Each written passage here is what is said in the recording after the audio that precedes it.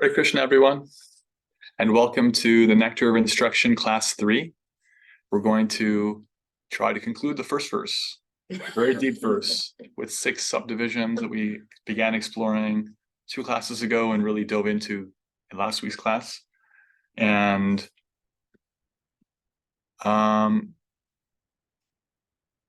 let's start with a little kirtan, as we always do. Really? Yeah. Kishore, Gopi will lead. In addition to audio. Okay. Hi, bowl, sweet souls. And I can see Mahaprabhu too. Yeah. So take a few breaths. Invite any movements, so you're inviting your physical form to arrive, to drop in. Inviting our mental bodies to arrive. Take a deep breath in through your nose, fill up. Open your mouth, exhale it. Our opening prayers, deep breath in.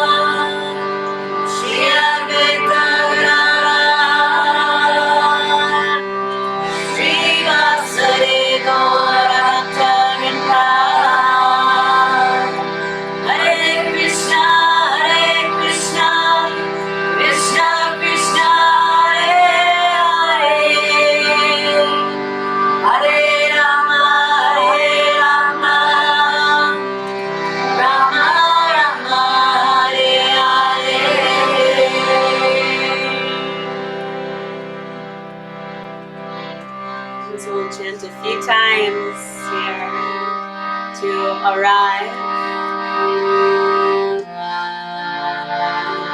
in a prayerful, in a humble mood, in a mood of sincerity, a mood of receptivity. Hare Krishna, Hare Krishna, Krishna Krishna, Hare Hare.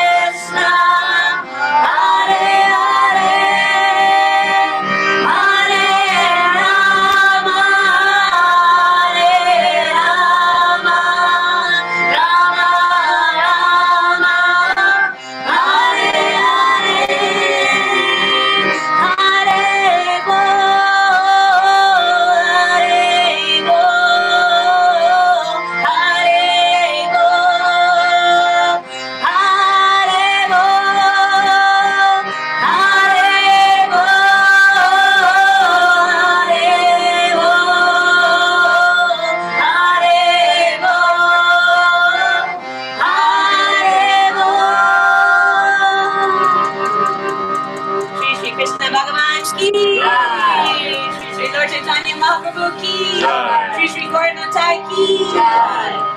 Nectar of Instruction ki. Jai. Haribol. Haribo.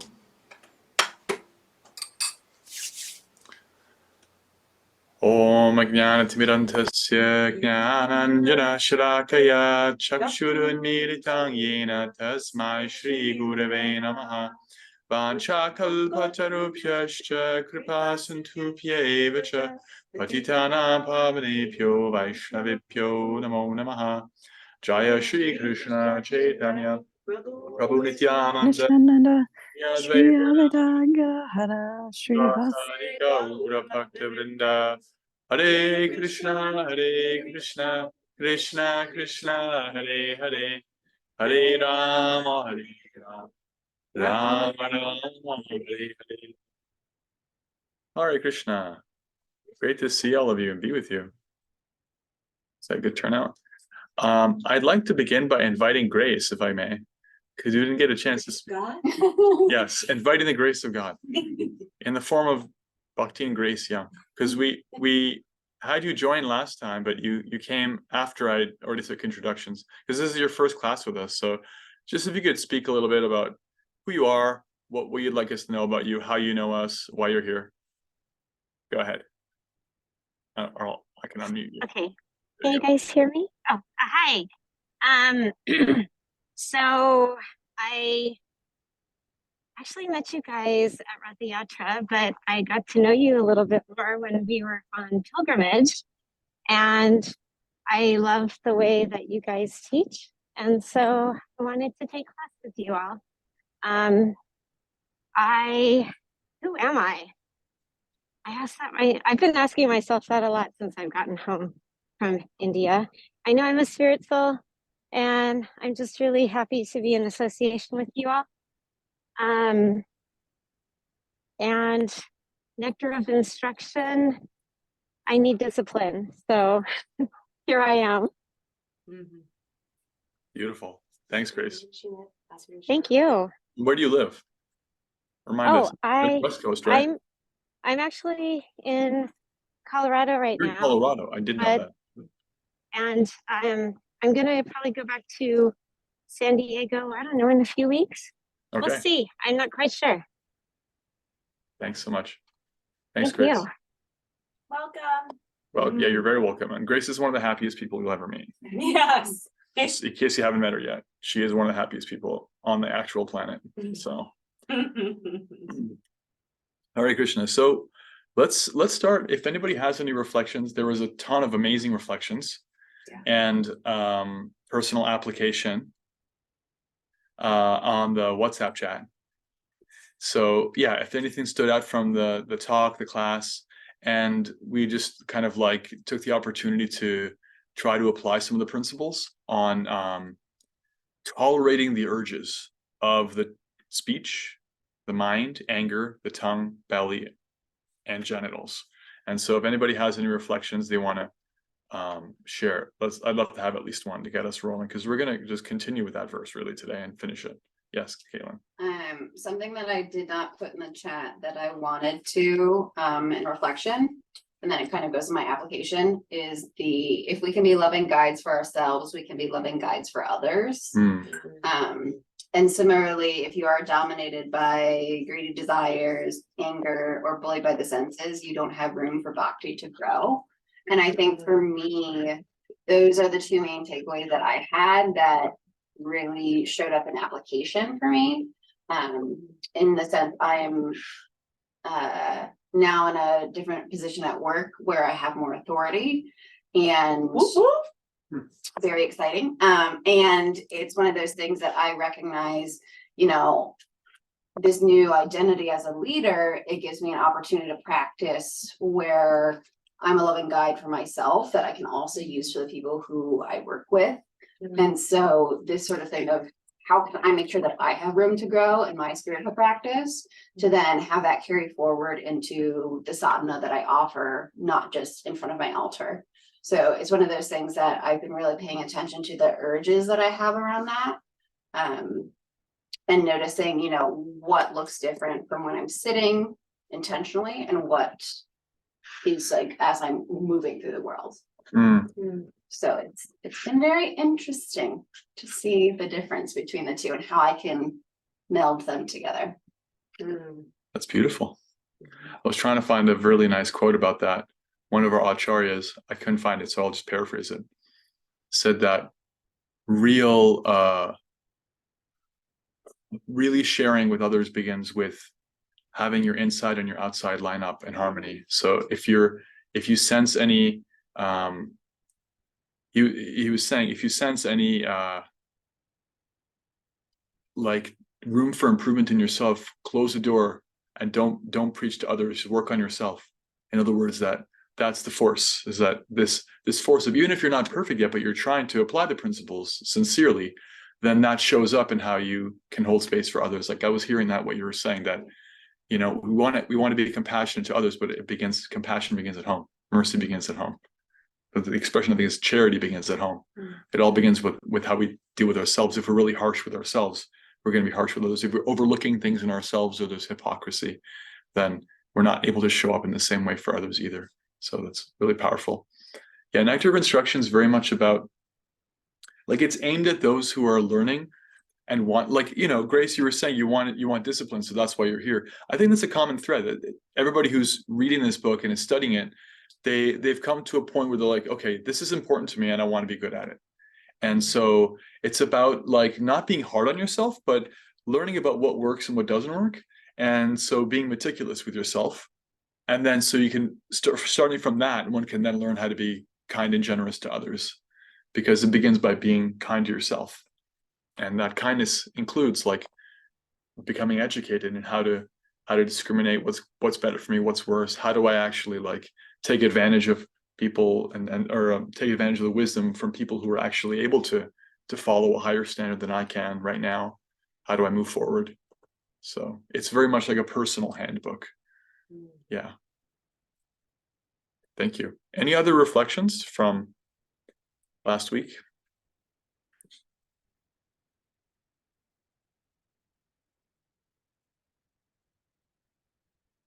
Did Erin have her hand up, or did she just lift her arm? I don't think anyone has their hand up. Okay, no problem. Great. So we'll continue.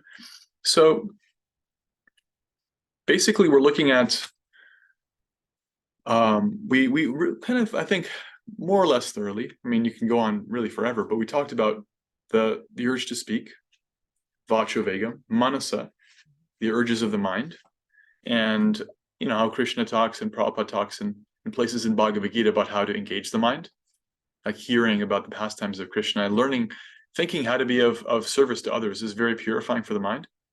So we're going to continue. And then next is krota, anger. So let's see, I'm actually, there we go. Anger, in different places in spiritual literature, anger is described kind of extensively. In fact, it's there in the 3rd chapter. It's described how, Arjuna asks, where do these desires for things that are not good for us come from? What's the deal? How is it that I'm practically pushed against my will? 34, 35, Bhagavad Gita. And Krishna says, Kama esha krota esha rajoguna samudbhavaha. This is the all-devouring eternal enemy of the conditioned soul. It's kama, selfish desire. And when that desire is unfulfilled, it gives rise to krota, anger. So there's this relationship that anger arises from unfulfilled material desires.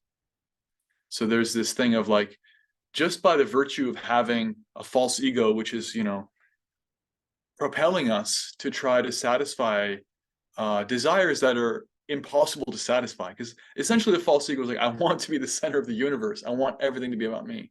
And that's never going to happen. And even if it did, it wouldn't really make us happy.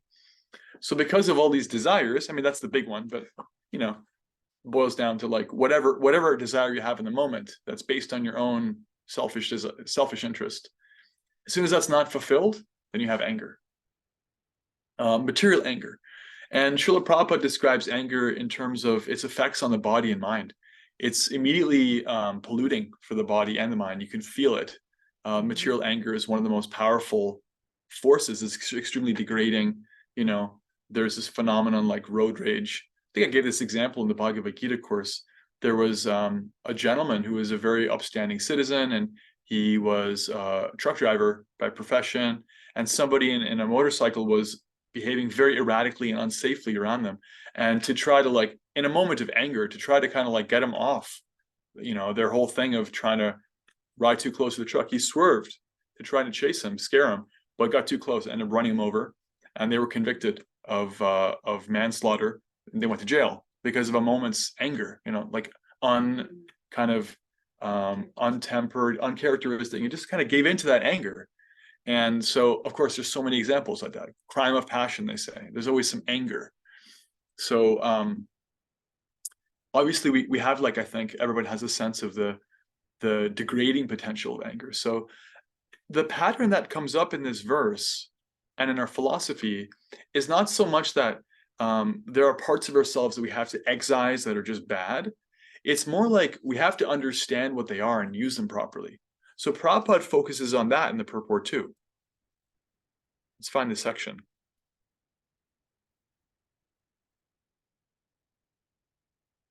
Right. So in the paragraph that begins, similarly, anger can be controlled. He says, we cannot stop anger altogether.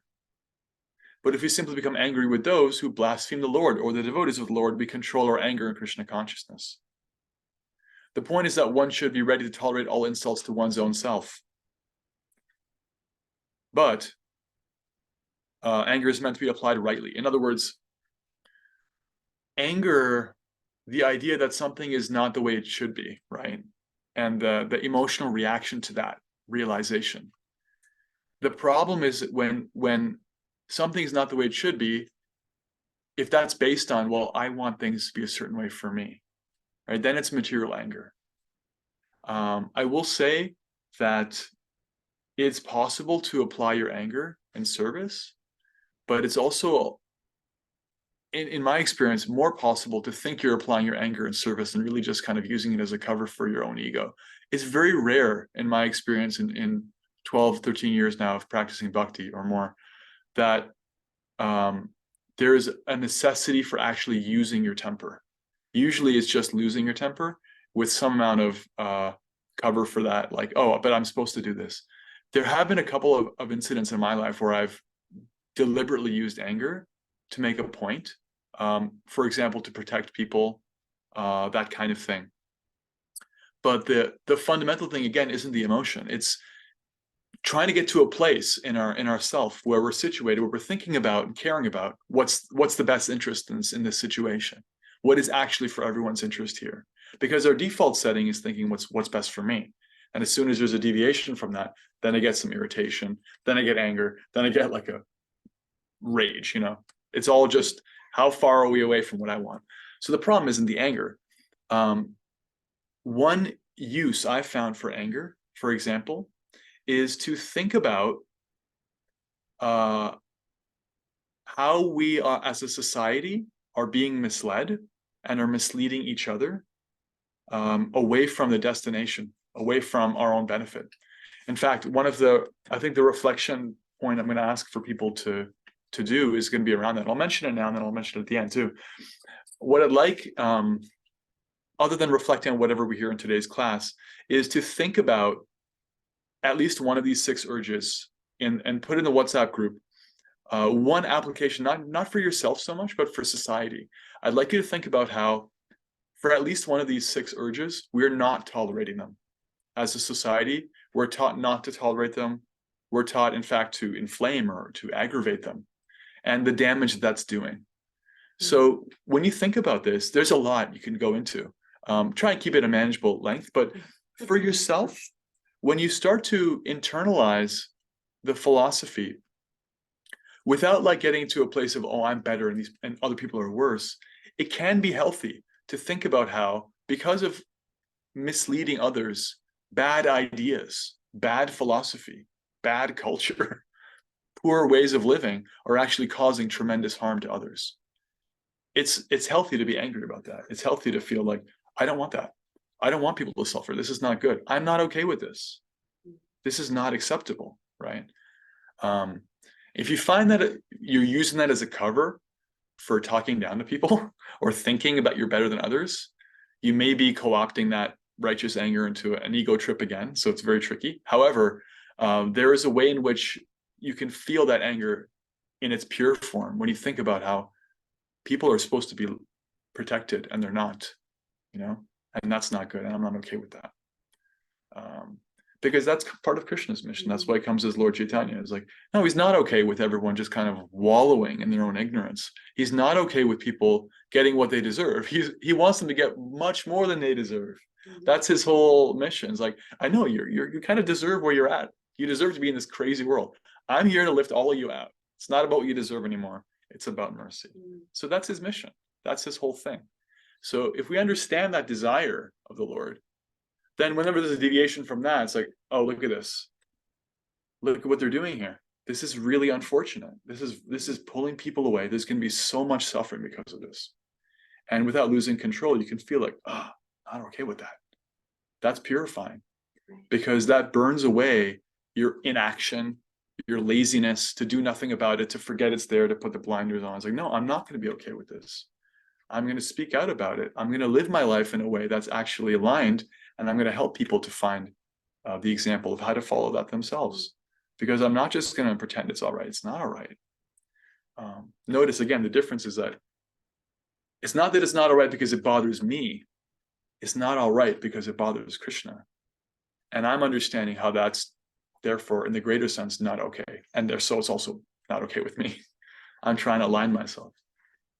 And Shami, would you agree then that if we're looking at that in terms of what's happening in our society, we also can look at that in terms of what happens in our own personal lives, and that it's okay, just like anger is one of the many emotions that we feel, and we're meant to have a healthy emotion. I really believe we're meant to have a healthy emotion or relationship with all of our emotions. Right.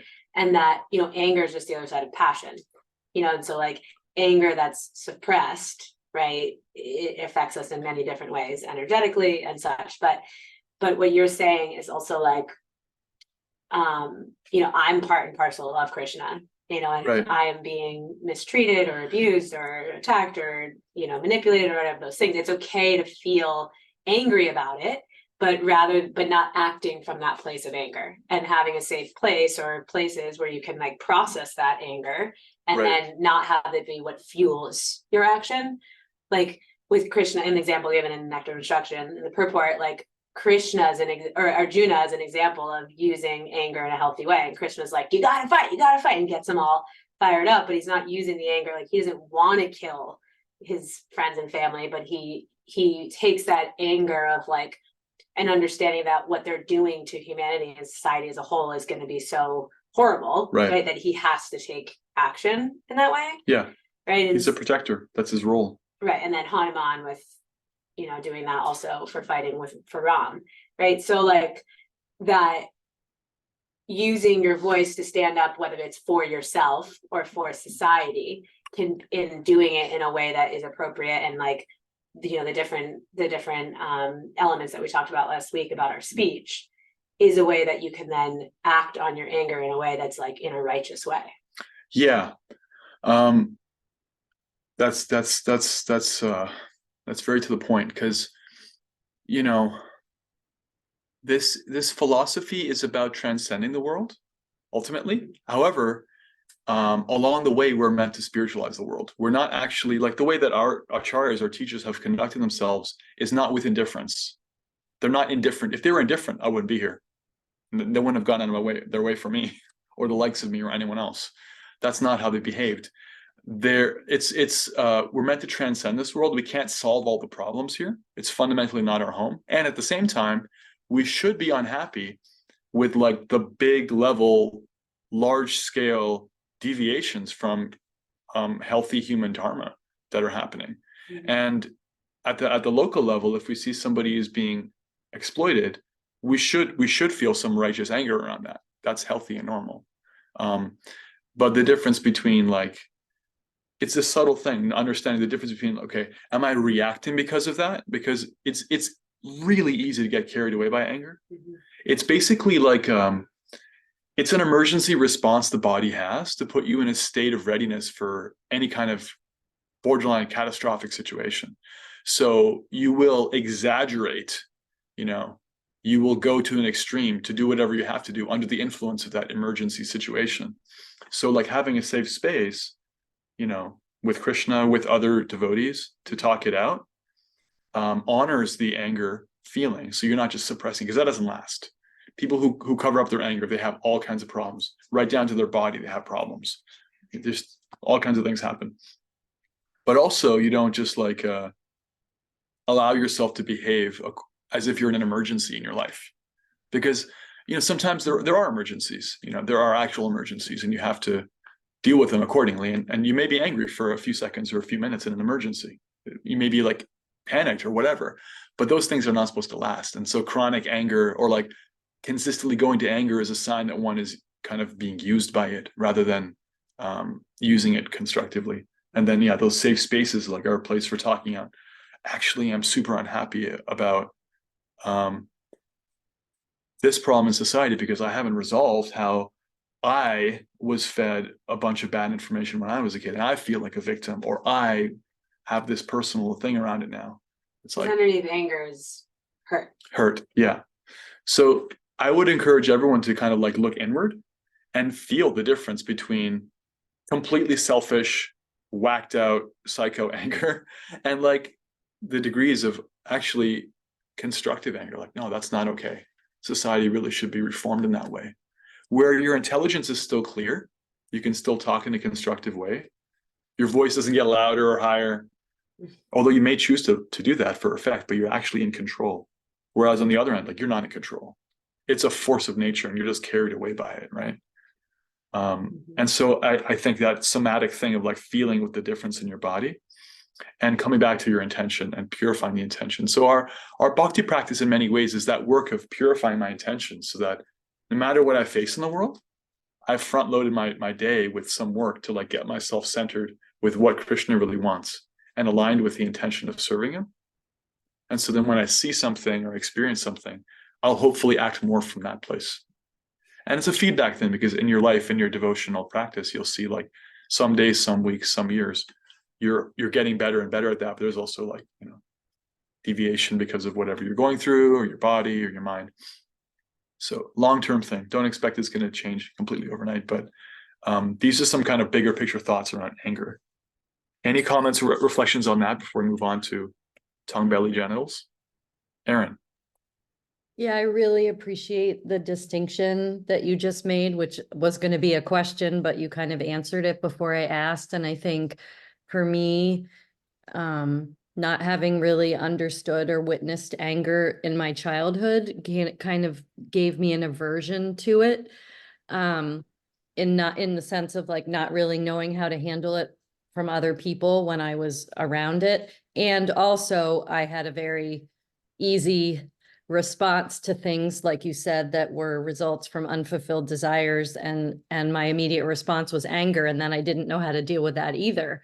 But now that I have done, and I didn't really write too much in my reflection this week, but through a lot of work to understand that anger and sort of learn how to really channel it or let it go, I actually can now feel what you said about good anger, so to speak, right? Like, because I'm not really struggling with as much of my own issues around anger, that I can better delineate the difference. So I really appreciate you walking us through that. Thank you. I'm really happy to hear that. And congratulations on making progress. And in the chat, Julia says, in chapter 2 of Bhagavad Gita, it certainly feels like Krishna is speaking to Arjuna with so much passion, but it is coming from compassion, which is how and why it feels so merciful and so powerful. Yeah, Bhagavad Gita, I mean, yeah, just receiving Bhagavad Gita in a receptive mood, like really being open to it, you feel how much Krishna cares. I think everybody felt that in the Bhagavad Gita class, like how much it comes up again and again, how much he cares about Arjuna. And sometimes he speaks forcefully, like in the second chapter, he says to Arjuna, you're behaving like an emasculated man. You're supposed to be so strong and powerful. Look at you. He's actually like insulting him, apparently. But he's speaking because he's like trying to light a fire in Arjuna. And also he's speaking like in a way that's full of his own care for Arjuna. Like the fact that you can feel that, you know, it tells me that you've been receiving Bhagavad Gita in a really honest way. Sometimes if you listen to like Srila Prabhupada or any other great devotee speak, it feels very different than if you read a transcript, because the energy there may be like intense, you know, like he'll use like militaristic expressions like we're fighting a war against Maya, right? But the feeling is not the feeling of like a material war. The feeling is like the righteous inner work that we all have to do to overcome our lower natures, and his strong desire to see all of us be supported in that. And you can feel that the energy of somebody's intention comes through in their sound vibration. It's like a fundamental part of our philosophy. So that's another metric you can use, is that you can tell how much you're being dominated by material feeling versus spiritual intention. If you get feedback like people are still receiving you as being very stuck in some material emotion, if that's how they're hearing you, there's a chance that you are, you know, if they're not really feeling that care, then when you're speaking from that place, there's a chance that you're kind of holding on to your own stuff, which we all have. Again, no shame around that. But whereas, yeah, you know, I mean, Krishna, when he's speaking, the sincere devotee is like, wow, Krishna really loves Arjuna here. You know, they're not like, wow, Krishna's really got some anger issues, you know, because we know he's pure. We know he's completely like devoid of any personal motive and selfishness. So, yeah, I appreciate that point. Let's continue on. Jihwa vegam udaro pasta vegam.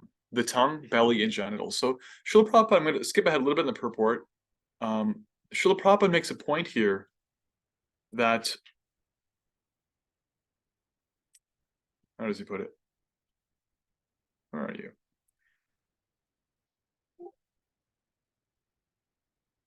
Yes, that's the search function. Okay. This is like 2/3 of the way through the purport. Prabhupada says there are three categories of the demands of the body: demands of the tongue, belly, and genitals. One may observe that these three senses are situated physically in a straight line as far as the body is concerned, and that the bodily demands begin with the tongue. So here, we're not talking about the tongue speaking, the tongue tasting. This is what we're talking about here. And the belly means the feeling of being full, like wanting to fill your belly. And then the genitals means sex desire. So what Prabhupada's saying is, if one can control the tasting function of the tongue, everything else follows. That's natural. If you're not like indulging in, I want to taste this, I want to taste that, then the belly can become moderate. And without overeating, you don't have fluctuations and excess of inappropriate sexual desire. To some extent, that's actually like biologically demonstrated. You know, Ayurveda talks about it.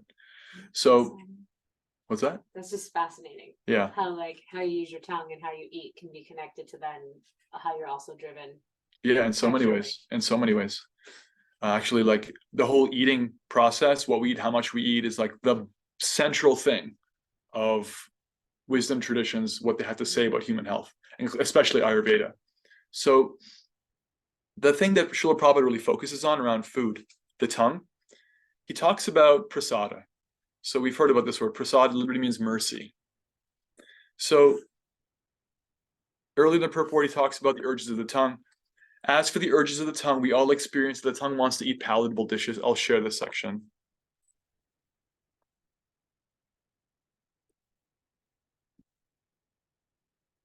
Generally, we should not allow the tongue to eat according to its choice, but should control the tongue by supplying prasad. The devotee's attitude is that he will eat only when Krishna gives him prasad. That is the way to control the urge of the tongue.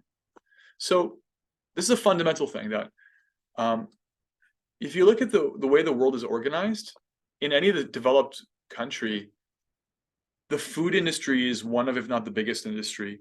And the kind of like way we spend our disposable income is based around like eating to a large degree, because we all had to do it. It's like, you can't really negotiate with that. And there's a certain amount of pleasure in it for almost everybody. And so the conditioned soul who has any like capacity to do so, like if they're not just poor or starving, will try to satisfy themselves through the tongue. That's really, really natural. And every culture does it. And so we do it too, actually, as devotees. But when we do it, we don't get degraded, we get elevated because that's Krishna's mercy. The way we address the whole question of how we eat, we don't take vows of like fasting and stuff. That's not what we do. That's not our whole thing. Our central thing is we try to feed Krishna. So in approaching food, our basic relationship with food is we try to get the food that's actually of the highest order in the modes of nature. We studied extensively the modes of material nature in Bhagavad Gita. So the science of prasad and offering food is find food in the mode of goodness, right? Means basically plant-based, and so no meat, fish, eggs. We tend to avoid onion and garlic too because they're plant-based, but they can also degrade the consciousness. And then you find those foods and you offer them. You create the nicest things you can with them. And just like you're inviting somebody into your home, a guest, you'll offer them the nicest thing you can, and you'll sit them down and you'll find great happiness in serving them. We try to serve Krishna like this. And whether it's an elaborate offering or a simple offering of, I bought this banana at the store, Krishna, I'd like you to please receive it. Hare Krishna, Krishna Krishna, Hare Hare, Hare Rama, Hare Rama, Hare Hare. That's also offering. So this is something that devotees do, not because they have to, because they get to. Because this completely actually revolutionizes our relationship with food. When one starts to do this, and then one does it more and more until one is offering everything. Like maybe you come home from the grocery store and whatever is like a banana, you'll just offer right away. And the things like that you're going to cook with later, when you cook them, then you'll offer them. Like maybe you cook some rice with vegetables and you cook some, whatever. You take that cooked thing and you put it on a little plate for Krishna and you offer it. You make some simple offering. That if this is what you do with all the food that you eat, then your attitude to that food changes because it's Krishna first, not me. See, the default for everybody is like, gimme, gimme, gimme, right? Like it's all about like, put it in my body, I want it. And at the very least, like just delaying that is helpful. But more importantly, it's like, not just delaying that, it's like Krishna first. I want him to enjoy. If you invite somebody to your home and you really love them, not only are you not thinking, it's not about me. You're thinking like, I want them to enjoy. It's a positive thing. See, the difference is anybody who's on a diet or trying to like control or regulate, restrict, it's a negative thing. It's like, I can't this, I can't that. Nope, none of that, none of this. That's bad. I'm bad if I do that. That's not where our minds are. Our minds are on the positive. Like, I made something really good for you, Krishna. It's super opulent and delicious. I want you to have it. In fact, some of the most amazing experiences I've had with food are cooking giant feasts when I was a monk, assisting with gigantic, like we'd have Sunday feast at the temple. We'd feed like 150, 200 people, 8 different preps of really opulent food. And I promise you, after like 4 hours of cooking in a kitchen for Krishna and Krishna consciousness, you're not hungry at all. You feel so satisfied. I've walked away from that kitchen making like a giant feast. I mean, like, oh, that's really beautiful. Look at that offering that comes off the altar. Look at it. It's beautiful prasadam. You want some, Shangras? No, I'm good. I'm actually good. I feel so satisfied because that whole like want desire has been channeled into, I want Krishna to taste this beautiful, amazing thing. We just tried this new halva recipe. It's going to be amazing for Krishna. And maybe you try it later and it's like, you can appreciate how he enjoyed it. So the whole mood of eating the food then, because we do have to eat, is like, I'm receiving what's come off of Krishna's plate. He's so kind. He accepted my offering and he's like, here you go, have this. And there's actually so many songs in our tradition and poems written by our acharyas glorifying prasadam. Lord Chaitanya even talks about this in the Chaitanya Charitamrita. He's invited to Advaita Acharya's home. And Advaita Acharya, his wife cooks this amazing meal. Advaita cooks it, offers it to the deities there, sits Lord Chaitanya, Lord Nityananda down and feeds them.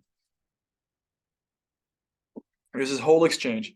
And Lord Chaitanya begins eating and he's like, oh my goodness, this is not matter anymore. I've eaten all these ingredients before, but Krishna's saliva must have touched this because it's magical. It's been transformed. It's this experience of like when you offer it and then you receive it back as prasad, it satisfies the body, certainly, but there's also a way in which it satisfies the heart. And this is why devotees distribute prasad everywhere, because it's actually a very powerful way of changing people's heart without having to say anything. And we're known as the kitchen religion because of that. We're famous for our food, because it's not food, it's actually prasad. It's Krishna's mercy. Will you share what bhoga means and what that is? Yeah. Something that's relevant. So the word bhoga means that which is to be enjoyed, and it refers to food before it's offered. You go to the grocery store, you buy some bhoga, and you offer it to be enjoyed by Krishna, and then it's prasad. Then I can eat it. Then we want to eat it. And different cooks will have their special prasad, like their famous recipes, or different places will have like their special sweets and this and that. Like you'll notice at the last couple kirtans of the yoga studio, we've been distributing this special prasad from Govardhan Hill. It's a recipe that they make there better than they make anywhere else in India, I promise you. It's world famous.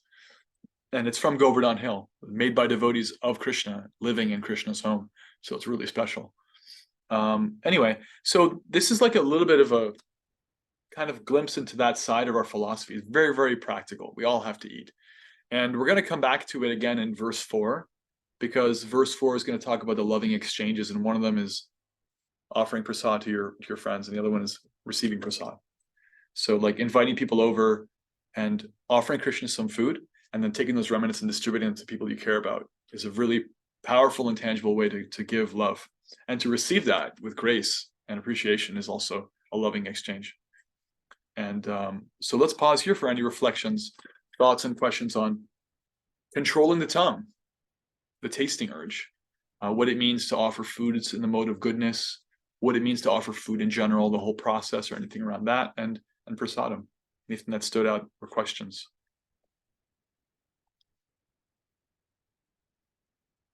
I would say that for me, Yeah. having been involved in a lot of different spiritual groups, that's one thing that really sets the ISKCON Hare Krishna apart, is the emphasis on vegetarianism. Right. A lot of different groups I've been like shocked if they bring out meat. I'm like, stunned by it. So I just can really appreciate that. Yeah, Prabhupada speaks heavily in the purport about the degrading power of allowing your tongue to kind of like call the shots and eating whatever you feel like eating. Like if, for example, eating flesh. Look at his shirt. Yeah, karma, right. And that's anger used in Christian service when he speaks in a tough way about that. Right. So yeah, like it's a fact that offering Krishna food that's vegetarian is already addressing the karma issue. It's actually far higher than karma, because the karma thing is like anybody who just avoids meat that's good. It's better karma, but we're not just interested in having better karma. Like pigeons are vegetarian. A lot of monkeys are vegetarian. That's not actually such a big deal, you know? Humans can control their senses and be vegetarian. We're not denying that's a good thing to do. I mean, I did a whole master's thesis on the health benefits, environmental benefits. I mean, it's just a fantastic idea materially. But even better than not eating meat is trying to serve Krishna and finding like vegetarian food and just offering it to him, because that makes you a devotee. That establishes a relationship. I'll tell you a story about my spiritual master. This is from when he was 16 years old. He met the devotees in 1972 or 3. My Guru Maharaj, Vaisheshika Das. This is in Silicon Valley, California. And he was, going to the Sunday feast, and he was appreciating their philosophy, and he was reading Bhagavad Gita. He was living at home, high school, 16 years old. And Prabhupada's saying in Bhagavad Gita, you should offer your food. If you remember, in the 9th chapter, Krishna says, if you offer me with love and devotion, a leaf of flower, fruit, or water, I will accept it. This is what this whole thing is about. So he's like, okay, interesting. Then this is like a typical American young man. He had no experience with that. But he's like, all right, let's try this. So he's like walking to school. He pulls out his apple. He tells this story like, so I looked at it and I offered it to Krishna. And I took a bite. Then I offered the next bite to Krishna, and I took a bite. And that's actually like not orthodox. You're just supposed to offer the apple and like not, pass it back and forth from your mouth to his. But he said he felt in his heart, he felt something that he never felt before in eating. And later he refined his process a little bit. But Krishna, somehow Krishna's like, yeah, I'll accept that. Thank you. Thank you for turning to me and offering me that apple that your mom packed you on the way to school. I'll totally accept that. Exactly like he said he would in the 9th chapter. And that process is one we get to have 3 times a day, more if you snack. You know, we don't have to have, we get to have that. What a wonderful thing. You can eat your way back to Godhead. You can eat your way into controlling your tongue, you know? You can eat your way into developing love for Krishna. So we have to do that anyway. So he like deposits these little opportunities to come closer to him. So I would really view offering food as a privilege. I mean, I've had some of the most profound experiences in my spiritual life in and around prasad, either offering it or distributing it or honoring it. You see the nomenclature too, and devotees will call it what we're honoring prasadam. It means we're eating. You honor it. You honor the Lord's mercy by eating it with a consciousness of like, wow, this is coming from Krishna. And I think there's a nice verse actually Prabhupada quotes in the purport about that. Srila Bhaktivinoda Thakur wrote a few songs, and one of them is quoted here about the power of honoring prasad.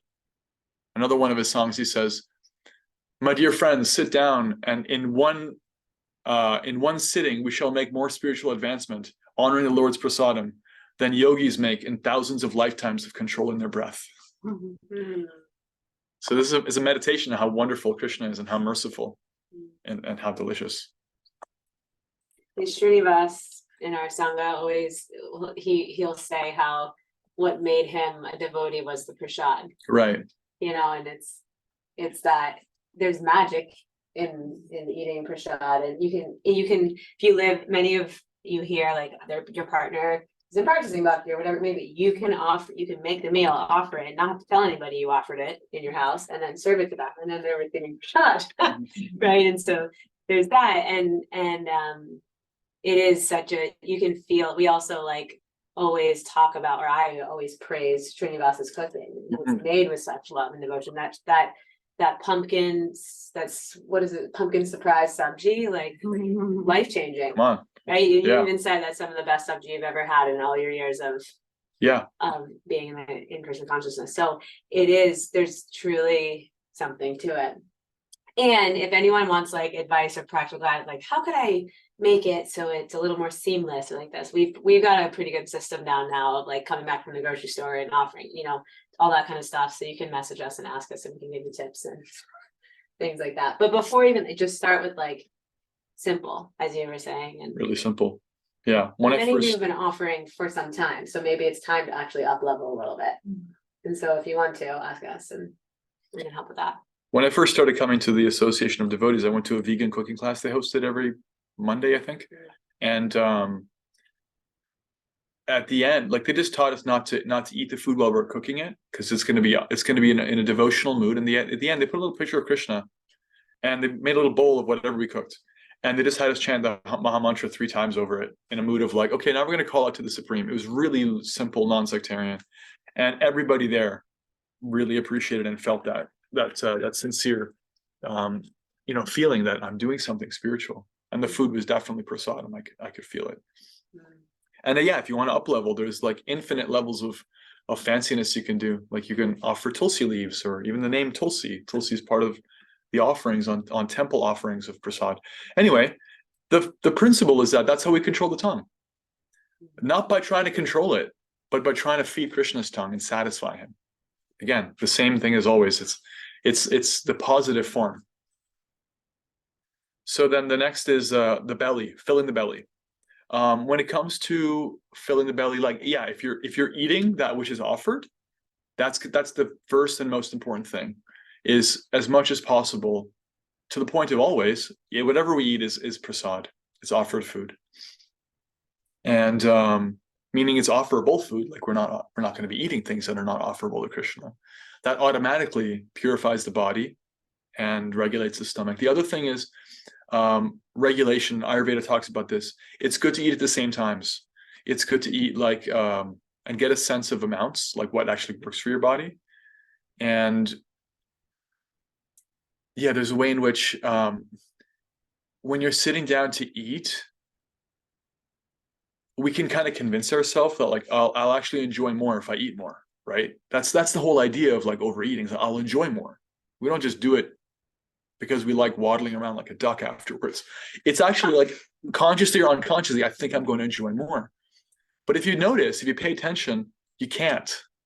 Prabhupada makes this point in his talks. He's like, no matter how rich you are, no matter how famous you are, you can still only digest 3 chapatis or whatever. You have your limit. Whatever your stomach can handle, whatever your digestive fire your capacity is, you put any more on that, you can't actually enjoy more. You can enjoy more now, and then you got to wait longer for your next meal. If you don't, assuming you don't have problems, which you probably will because of overeating, so you can actually you can kind of like withdraw from that bank account, but you're gonna have to pay it back later anyway. You can't actually enjoy more. It's not possible. So when you realize that, then it's like I actually enjoy eating just up to like not quite being completely full, and I'm happy. And when you do that and you're regulated to eat at the same times, like if you eat with the same kind of plate or bowl, and you know how much you're actually supposed to eat because you don't have a problem with that level, you don't go above that, then the body is very satisfied and it's in the mode of goodness. When you don't have to like think about how much to eat, it's like naturally regulated. Just like you don't have to think about like, oh, what time do I go to bed? What time do I wake up? If it's like you've actually measured it out ahead of time, when you follow that, you save yourself so much trouble. Because then your mind doesn't have any leverage to be like, oh, do this now, eat more. Yeah, but I want to have like a bunch of that. No, we have a program. We do this. Oh yeah, okay. And that's where the trouble is. The trouble is when the mind starts giving us all these different things and we kind of like have to fight it, or we don't fight and we lose the fight like that. So just the power of regulation. That's kind of the hallmark of the mode of goodness. So some points about the belly. And the other point about the belly that Srila Prabhupada talks about in the purport is every so often we will fast in a way that's according to our capacity. So for example, every fortnight, every 2 weeks, devotees will follow what's called Ekadashi, which means that they'll abstain from grains and beans. Tomorrow's Ekadashi, for example, in Vermont, most of North America. And it's a really nice opportunity to give your body a fast from the heavier foods, grains and beans. Like if you eat like heavy grains every day, it can be a bit tough. But it's also just like the point of Ekadashi actually in scripture is not to like just purify the body. It's to give yourself permission to just dive deeper into your practice, actually. So if you want to take the opportunity. Can you just explain that? Because Yeah. it takes time to prepare food, Right. to clean up the food. Again, like our whole society is based around food because everyone has to eat. The agriculture is huge business, food industry, restaurants, huge business. If you can like save time shopping, cooking, eating, digesting, cleaning, having to use the bathroom, just like eat simpler. Like maybe for breakfast you just have some fruits or something. To a level where you know you're not like torturing your body. Remember, Krishna says in Bhagavad Gita, that's not cool. That's the mode of ignorance. You don't want to torture your body. But this whole thing of like Ekadashi, avoiding grains and beans for a day is like, okay, I'll just have some sweet potatoes and some steamed veggies for lunch, some fruit for breakfast, and for dinner I'll have some quinoa with I don't know, butter and some veggies, like simple, right? I'm saving time, and I use that time on Ekadashi to chant more, to read more. I'll use that deliberately to like simplify myself so I can actually focus more, because maintaining the body and keeping the status quo going is necessary, and it also occupies a lot of our energy. It's like a computer, like all that background memory is being used by programs and apps and stuff. It's like if you can just close some of those apps, get a little streamlined for a little bit, you can get a lot of stuff done. And Ekadashi and fasting days, like, when it's Krishna's appearance day, Janmashtami, devotees sometimes will fast for a while. These are opportunities, permission to like think of Krishna more. Maybe have like a little reading thing. Like on the Bhagavad Gita's appearance day, we read for 3 hours or something, right? And I don't think anyone was eating at that time. I mean, it was kind of during dinner time, wasn't it? It was right after dinner. Okay. But anyway, like you can't, and I don't think anyone was missing food. We were in such a flow. So when you have like a positive process to substitute for it, then in like in a sustainable way, it's nice to occasionally get that experience of like, yeah, but later we'll feast. Right now I'm going to like simplify and fast a little bit, and just focus on Krishna. And then you find on these appearance days and special holidays, Lord Chaitanya's birthday is coming up. Krishna Janmashtami. We'll also feast after we fast. That we'll offer Krishna the nicest things we can, and we'll feast. And that's also part of our culture for sure. So those are some thoughts on regulating the belly. Any questions or comments on that before we go to our last, the genitals?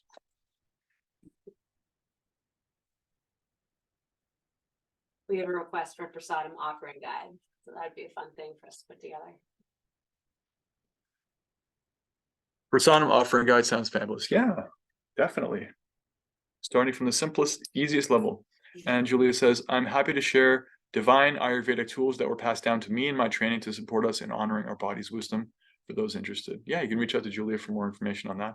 And yeah, let's do that. Let's put together a prasadam offering guide. The simplest thing, just in basic terms, is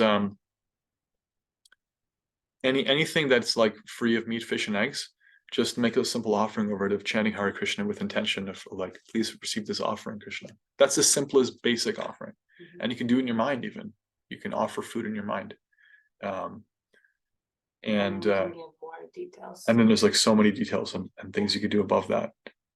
I actually, when I was a monk in the Denver temple, I had the service of waking Krishna and offering him sweets early in the morning and every day for a few years.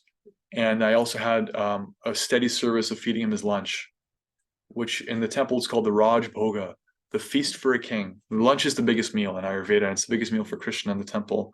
So I would offer him his lunch, and it was a lot of fun.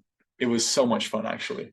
So I have a lot of appreciation for this. And the temple, with the standard Prabhupada gave us, it's like super elaborate, super sweet. Like there's all these little details I could tell you about. It's wonderful. You like invite your guru to sit down. You like mentally wash their feet and offer them like a little mouthwash and invite Krishna to sit down. There's all these different paraphernalia and mantras and everything. And it just gets sweeter and sweeter and sweeter.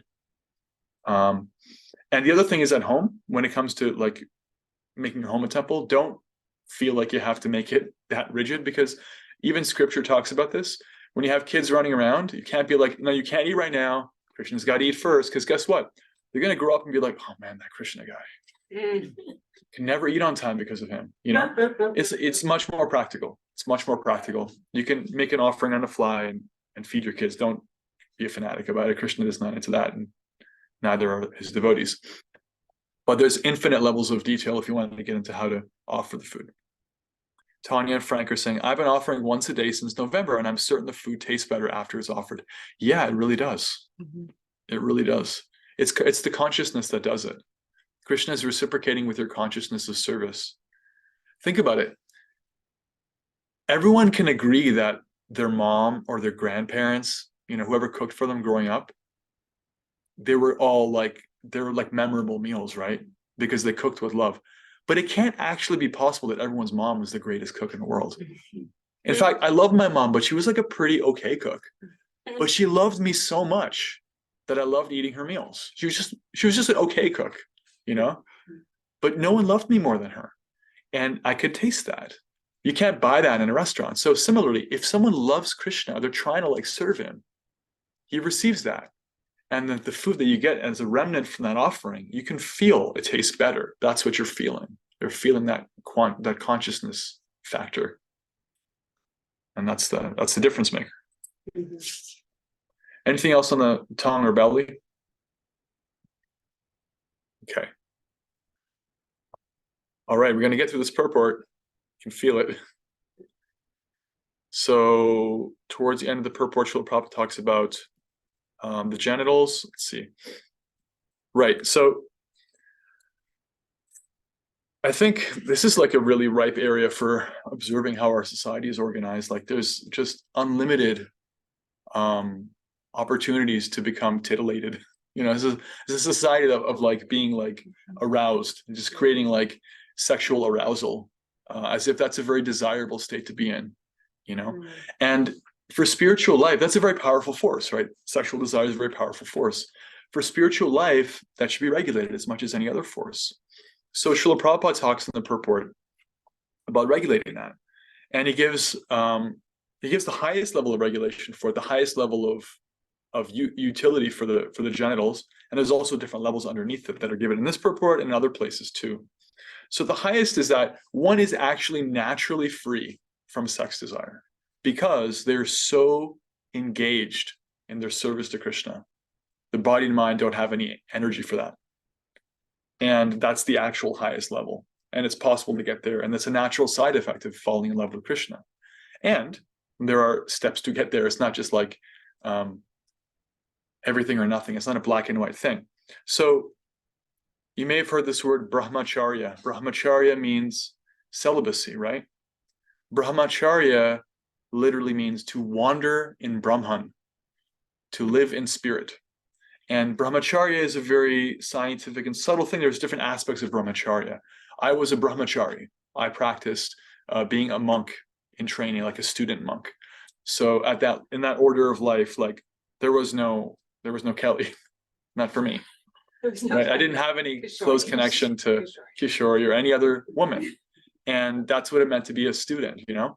And so for persons who are not monks, which is everybody in this class, the basic standard of what brahmacharya is not like just actual celibacy. It's that the sexual urge is only expressed within marriage with one's spouse. That's also brahmacharya. No less of an authority than Srila Bhaktisiddhanta, who was a lifelong celibate. He was a monk. He never got married, always a monk for his whole life. He talks about this, that if one within their marriage only expresses sexual activity, that is also the baseline of brahmacharya. That's very dharmic. It's very spiritually powerful. Because even that, like just being faithful, is not a given in today's world. There's so many forces that are against that. There's so much money to be made getting people to just inflame their desires. But just being like, no, I'm going to pick one person, make a public commitment to them, and that's it. That person, nobody else. That is also brahmacharya. And so as one practices in this way, then you save, again, so much energy and so much time. Because, and you can, if you don't believe me, you just talk to anybody who's older, whose body has naturally like lost the inclinations. Like, yeah, you know, I have a lot of like mental space for other things now, because all that passion is like not really part of my profile anymore internally. So spiritual life is like, again, not about artificially cutting things off. It's about regulating them so they're not degrading, right? So if you're within a marriage with your partner, then you're faithful and you're taking responsibility for your sexual activity, because if there's children, you're raising them. You're taking care of them and you're raising them as Krishna's parts and parcels. You've taken responsibility to be monogamous. So this activity of responsibility purifies the sexual drive. And so from there, then one may decide, okay, well, there's only going to be like sexual expression on certain days and like a certain amount of time, like not whimsically, not whenever I just feel like it. And maybe on the special holidays and spiritual days, we're going to just focus on Krishna as a couple. We're not going to like really go there energetically. And then eventually, over the course of one's life and one's partnership, and one comes to the point where their sexual energy is actually transmuted, transformed, and there's more and more service to Krishna. So this is a process. So this is kind of a real summary, really, of brahmacharya, the basics of it.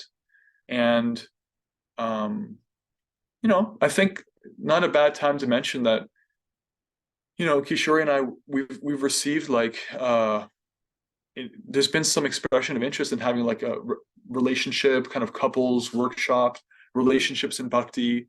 It's not something we've actually put together yet, but it's perennially, there's always questions about like how to have relationships in bhakti, how to have partnerships, what is sex life, what is romance. So there's a lot of stuff around that.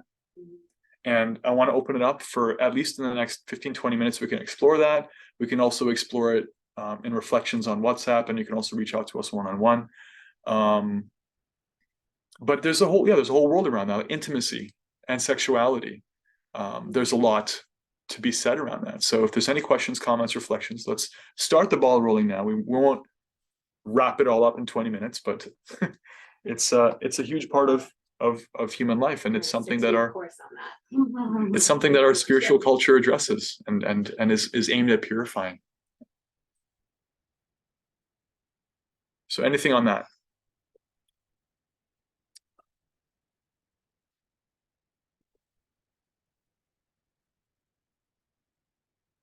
No questions on that. Crystal clear, huh? I mean, it's a big topic. It's a big I topic. think I can like make a comment, you know, growing up in a religion where this wasn't openly discussed, like it's something that I'm more curious about, like, you know, how, I mean, I am a child, of God, of Krishna, and thinking about like,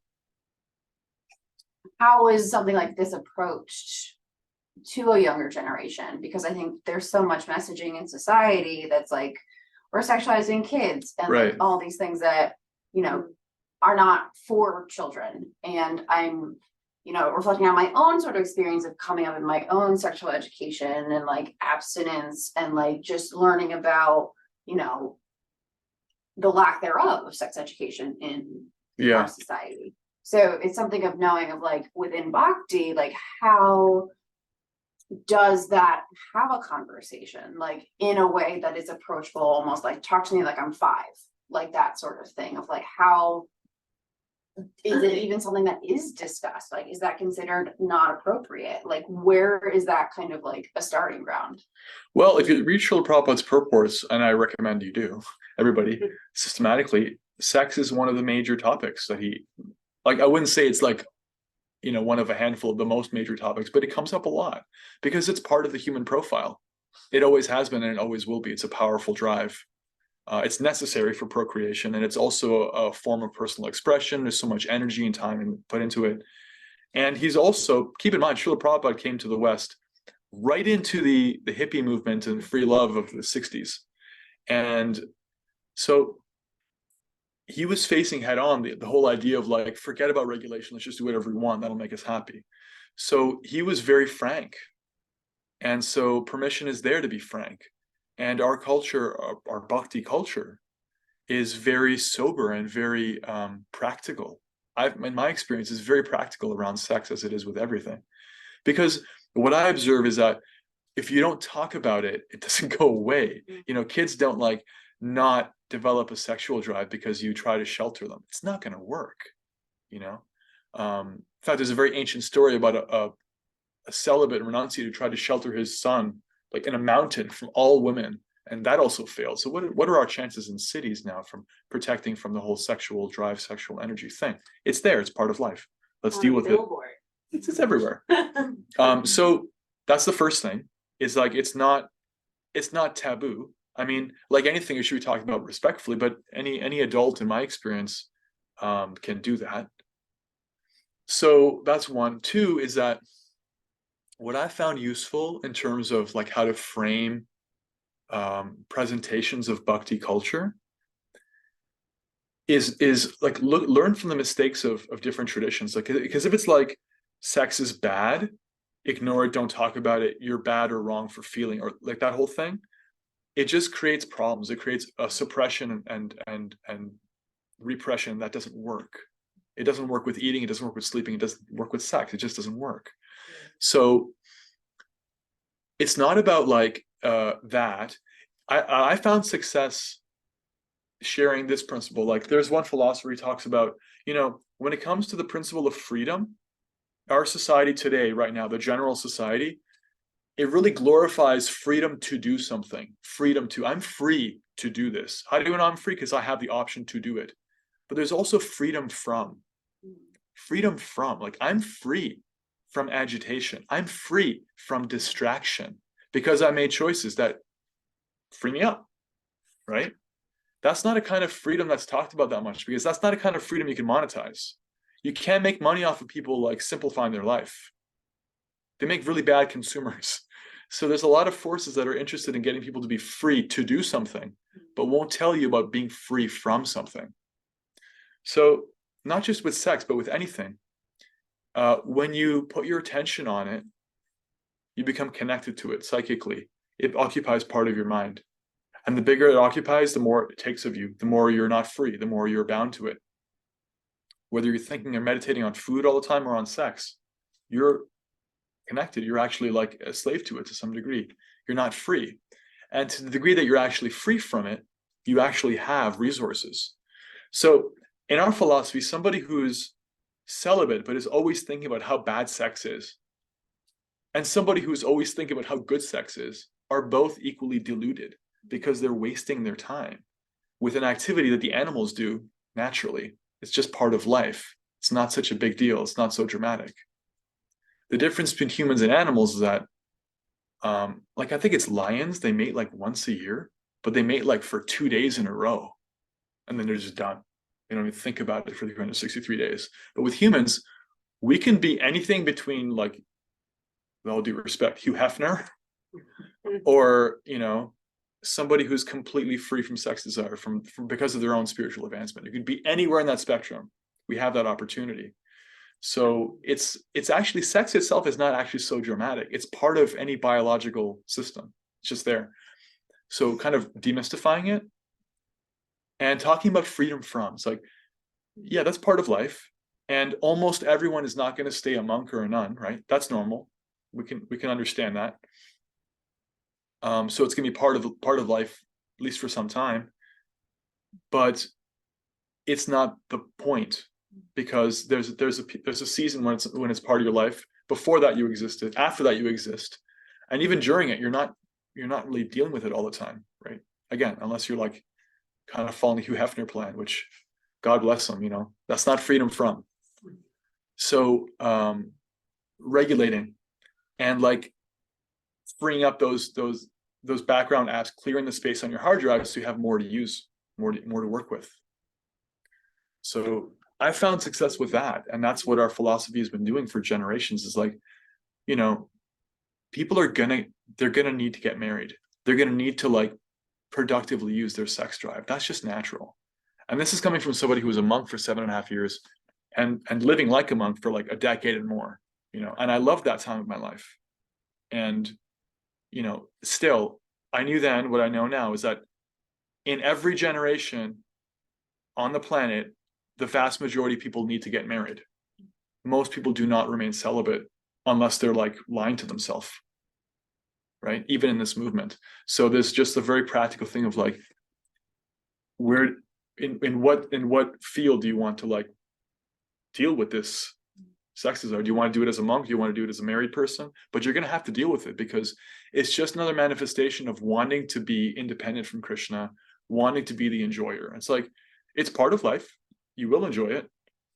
Regulate it like you regulate your eating or anything else, and do it in the ways that uplift you rather than, you know, distract you. And it can be just another thing that you get over, because it's not what we're here for. Despite what all the propaganda is about, it really is really not that big a deal. Can I add something? Yeah. I really appreciate everything you said, and what I've really found beneficial and helpful in my life around controlling the genitals, right, is around like, so much everything we've talked about so far is about bringing a higher level of consciousness to what we're doing, right? What we're eating, what we're speaking, right? So it's bringing a higher level of consciousness to how we're engaging it or using our sex desire, and how we are, you know, and if and how and when we're sharing that with somebody else. And that was a huge shift in my own personal relationship to my sexual energy, of just looking at when, how, who I in my life, you know, before bhakti, or like, you know, engaged in sexual activity, and was it from a conscious state? Was it from a thinking I had to because of what I was told in society, right? I think this is also you asked how we reach the younger generation. I think this is a way we also can reach the younger generation around Right, for sure. understanding this, because I thought I had to in order to receive love. Right. And so like that that was a whole thing I had to unpack, which we don't have to get into right now, but this would be part of conscious relationships, right? And that is something, that is a way in which we can really help the younger generation learn to have a healthy relationship to their bodies, Right. to their genitals, to their sexual energy, to their speech, to their tongue, all of these things in a way that doesn't have to come from a religious doctrine. Yeah. Yeah, there's a way in which like the sex drive can be a surrogate for so many things. Yeah. And people need connection. They need a certain amount of security. They need a certain amount of control. They need a certain amount of pleasure. They need a certain amount of being understood. And sex can be a surrogate for any of those things. It can also be a healthy expression of any of those things. But often we find that the drive is not examined, it's not intentional. Mhm. It's connected to whatever our core wounds are, our karma, whatever we've come, Trauma. our traumas, different things. And so all of our control or security or fear or ego, pleasure issues come up through that. It becomes a surrogate for any of those things. And so in the outreach, it's like part of demystifying that part of our energy is like turning intention towards it and seeing like, yeah, what are the ways in which people like abuse that energy and use it as a way of like trying to address their traumas or things or react from it or look for connection, which the stuff that we do we all need connection. We have to have it, right? And so what are the ways in which people kind of like try to make that happen? And is it functional? Is it actually working? So I think like looking at society that way, we can see a lot of ways in which it's not working. It's been misapplied and it creates problems. Right. And seeing it from a Krishna conscious or a bhakti perspective too, is like seeing whoever you're going to engage in that way with as a child of God, like as Krishna's energy, right? And that our bodies are temples, they're our homes for our spiritual energy to exist in this life, Right. right? So it's like it totally, that perspective change also that changes your relationship to your own body and to those of others. And I think that also really affects choices and the ability to control urges and see what is what is an urge and like what is actually beneficial for all of us, for everyone involved here.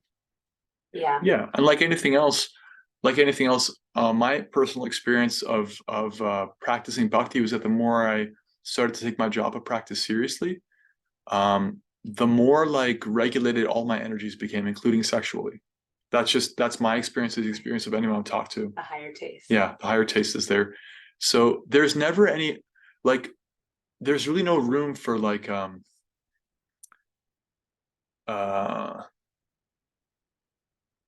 dealing with things in a black and white way and being like, spirituality good, sexuality bad. It's not about that. Like if that were the case, why would Bhaktivinoda Thakur have had 10 children?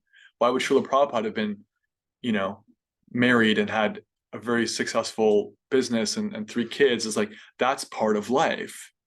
It's not, this whole either or thinking is material thinking, this dualism, it's like, again, Arjuna's like, I'll fight if it's good for me, or I'll renounce the fighting if it's good for me. But Krishna's like, stop thinking about what's good for you. Start thinking about service, right? So similarly, the sex drive, the eating drive, all these things are meant to be regulated. And when you do that, actually, when you regulate it and offer it up the way that Krishna asks us to, just like you enjoy prasada more, there is a sacredness to that experience. There's also a sacredness to the sexual experience when it's not like a cheap, tawdry, disposable thing, when it's linked to responsibility, when it's linked to care, when it's in the higher modes of nature. So there's a system, and when you buy into that system, you also enjoy. Just like when you buy into the system of offering sattvic foods to Krishna, you'll also have better health. This wasn't the point, but you get it. It's a side effect. It's there. It's natural. It's part of the system. Krishna helps you out. Yes. I think I've mentioned to some people that my first guru fell to a sex scandal. So I think when I reflect on it, and I think this might be true of most all gurus that fall to sex scandals, it's a big problem is the lying and the deception behind it. Like you were talking about earlier, like they're not in alignment with what they're teaching. Right. And so that was just I was thinking about. Generally, what we Yeah. find with those kinds of things is a few things. Either any of the combination of the following. One is people who stop taking their practice really seriously, their personal chanting, their personal sadhana, they start cutting corners. They're thinking like, I don't have to do this, or They get so much, they get exalted by. other well, there's a few people, so- things. One is you start taking your practice less seriously. Two, your humility becomes eroded. You start buying the hype. It is important for any movement to have leaders, and to some degree, we're all going to be leaders. But a leader is just a servant, placed in a position of serving from the front. That's all. And the more we forget that and think, I'm a big deal, then the more we have like room in our armor for Maya to creep in, and then there's weakness. And the other thing is not respecting and not following the culture of bhakti. So like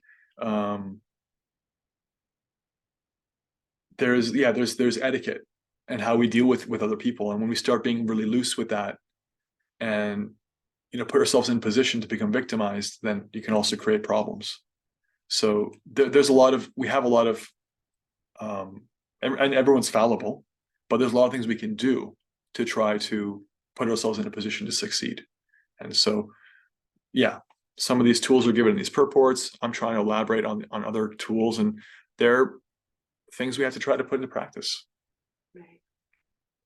It reminds me just of like how, what did you just say that Krishna says, stop thinking about what's good for you, think about service, and it's very common that this type of thing happens where a falls from sex desire or these different things. And it's like because we're all fallible, we can all fall. Absolutely. And so to remember that also when we put a guru, just to remember that, and like how Maya is so sneaky that even someone who has clearly earned that position, that title of guru, and Maya can still get to them, right? If you don't remain diligent in your practice, and the ego gets the better of us. And then my point being the way that can affect that feeling of feeling good instead of service, how that can affect students and so many people and turn them away from their practice. And, our actions like actually really matter and are going to affect so many. And so there's also that sense of responsibility that to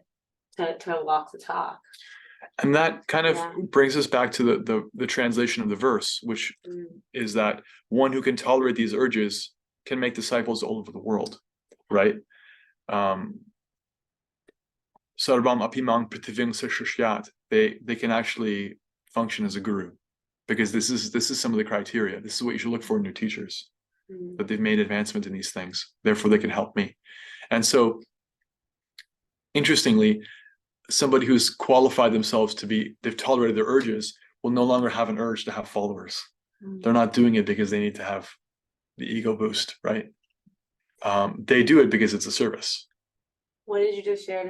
Will you share what you shared with me the other day about? Right. So Srila Bhaktisiddhanta, Srila Prabhupada's guru, he took initiation from Gorakishore Das Babaji Maharaj, who was a very simple, renounced man who lived in the countryside, and he was like his only disciple.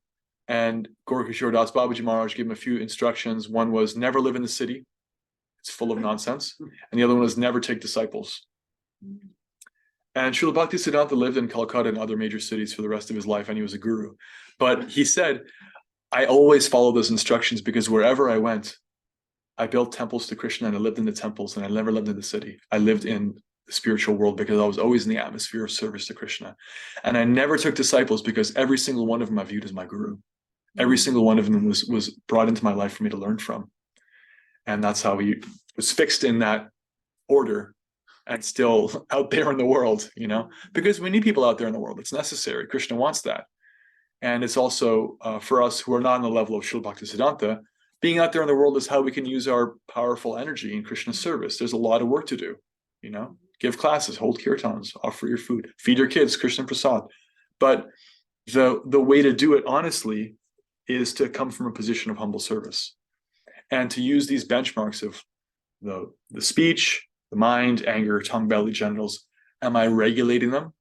Am I learning to tolerate their whimsical urges and apply them in higher service? And am I therefore coming up to a higher level of regulation and of bhakti? And that's part of this map that this book is giving us. And that's our first verse. We made it. Haribol. Anyway. Before I pause for any more reflections, comments, I'll just say again, leave reflections in the WhatsApp as well, and leave a application question, application thing of at least one of the 6 urges. Reflect on how society in general is not tolerating that urge, maybe even is amplifying it or inflaming it, and how that's creating problems. So this isn't so much like a personal application. This is more of a general societal application. And I will take any reflections, comments from the devotees. Oh, and also read the first half of the second purport. We're going to start the second purport, so you can read the second purport The up second to, verse too. yeah, verse 2, up to the end of the paragraph that begins, human life is meant for God realization, or about halfway through the purport. You can read the whole purport if you want, no problem. A little long, but read to the end of the paragraph that begins, human life is meant for God realization, or halfway through the purport of verse 2. So any questions or comments on this discussion? Any of the topics raised? Plenty of food for thought. Krishna first. Oh. Haribol.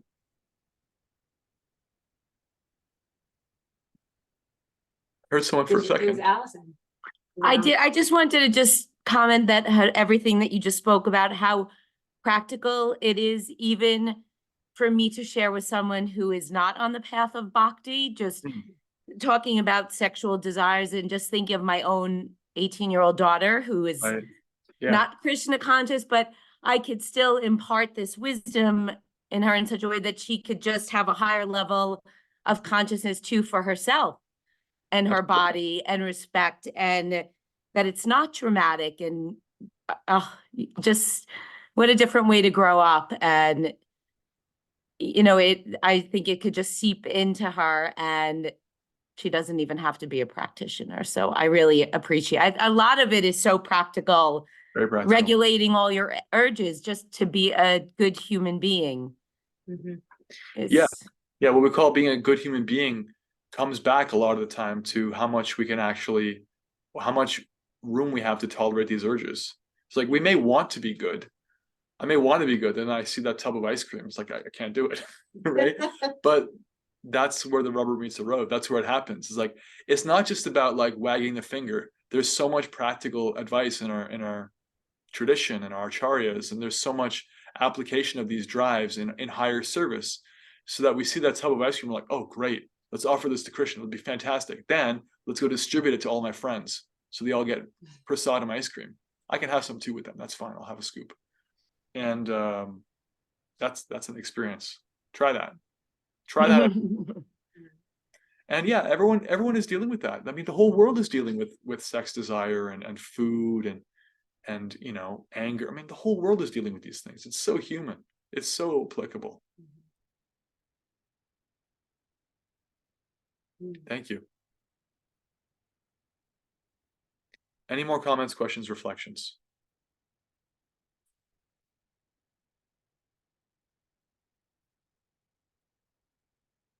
Anything from our live crew?